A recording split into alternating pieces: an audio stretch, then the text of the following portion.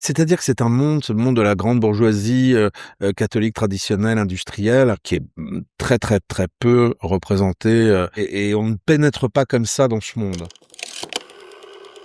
Cette histoire, quand elle est sortie, quand le scandale a éclaté, elle m'a intéressé, mais j'ai d'abord suivi comme on suit un roman photo. Assez rapidement, je me suis rendu compte qu'il y avait peut-être une autre vérité que celle qu'on nous racontait, parce que je trouvais que les personnages étaient quand même réduits à des caricatures, c'est-à-dire la milliardaire esseulée, le photographe parasite et puis, la fille mal aimée. Et j'ai commencé à enquêter, et parce que si ça avait été uniquement, de filmer, d'illustrer ce qui avait été lu dans les journaux ou vu, dans des documentaires, ça m'aurait pas intéressé. Mais par contre, quand j'ai commencé à chercher, j'ai essayé de passer par l'intime, je me suis dit d'abord que cette histoire, elle avait été beaucoup racontée, par la fin et que moi j'allais la prendre par le début, et qu'elle tenait autant du roman balzacien que de la tragédie shakespearienne, qu'en plus cette histoire était traversée par la grande histoire, que je pouvais traiter tout ça sur le ton de la farce et de la comédie. Donc là, je me suis dit: «Il y a un film». Je me suis dit que j'allais pas faire pleurer sur les ultra riches, donc autant en rire. Pas pour me moquer d'eux du tout, mais rire de cette histoire, de ces situations, complètement ubuesques, de ces personnages, qui sont, davantage, des prototypes, hein, enfin je veux dire c'est pas des personnages qu'on croise tous les jours. J'ai dû me battre un peu, et heureusement avec mes scénaristes et après avec les acteurs, c'est qu'on me poussait beaucoup à lisser cette histoire, à lisser ces personnages, parce qu'il y a quelque chose de très disruptif, à la fois dans ce qu'ils disent, à la fois dans ce qu'ils font, même dans ce qu'ils pensent. Et je savais, et je pense que le succès du film tient beaucoup, au fait que cette histoire, on l'a racontée, telle quelle, et en montrant à la fois, leur monstruosité, mais aussi que de cette monstruosité pouvait découler une certaine forme, d'humanité, et surtout, en évitant de faire de ces personnages, des marionnettes entre nos mains. Je veux que cette photographie raconte parfaitement la femme que vous êtes. C'est qui ce photographe? Pierre-Alain Fantin. Ce que je veux voir, c'est une héroïne. Il a une réputation épouvantable. Je ne photographie pas les gens, je les emporte. Et voilà. Ça me gêne.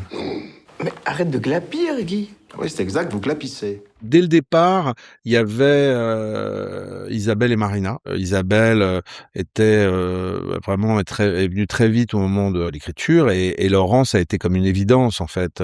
C'est-à-dire qu'il y a, je vois moi, il me fait beaucoup penser à Michel Serrault pour la démesure, et cette histoire, ce personnage, il les connaissait de façon, instinctive comme ça. Et moi, ce que j'aime bien avec les acteurs, je fais pas du tout de répétition, je fais des lectures à la table comme ça avant le tournage. Je suis là, très présent au moment des essayages costumes, des essayages maquillage, tout ça.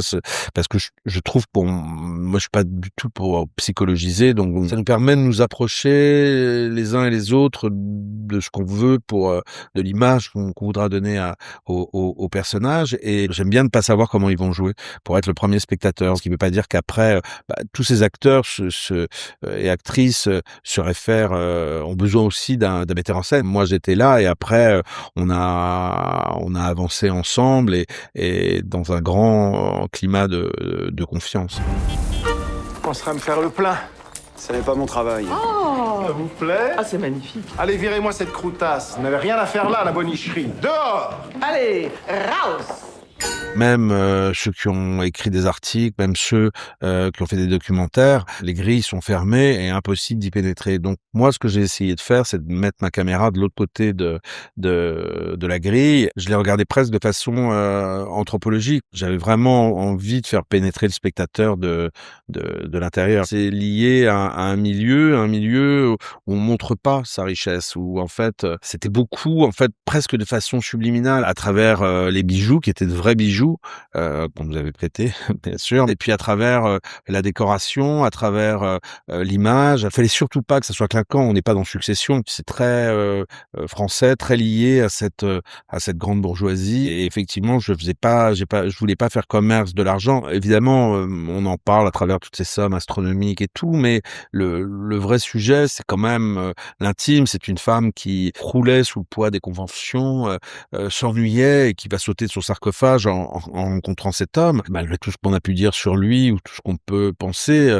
a véritablement, aimé cette femme. On l'a beaucoup réduite à un regard, très misogyne finalement, comme si cette femme n'avait été que la fille de son père et la femme de son mari, alors qu'elle était, une femme, certes neurasthénique, à ce moment-là de l'histoire, mais qui était une femme, très intelligente, très cultivée, très belle, et qui avait, la passion des affaires et surtout de cet empire qu'elle était certes pas la seule à gérer, mais qui était, sur ses épaules. Et puis au centre du dispositif, il y a aussi une histoire d'amour et de désamour qui est, cette fille qui comprend que sa mère est capable d'aimer et d'aimer comme elle ne l'a jamais aimé. Donc il y avait toutes ces thématiques qui fait que certes, l'argent est un catalyseur et rend ces situations encore plus exacerbées, et c'est qu'il y avait une histoire de famille et cette histoire de famille n'avait pas nécessairement été, racontée. Je pouvais pas raconter cette histoire sans, aborder, le passé, collaborationniste, les textes antisémites, du père, parce qu'elle définit évidemment aussi ces personnages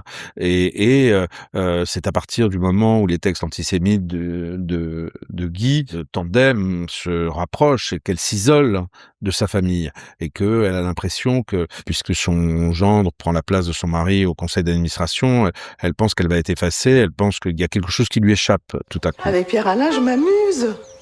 On vole, on frise.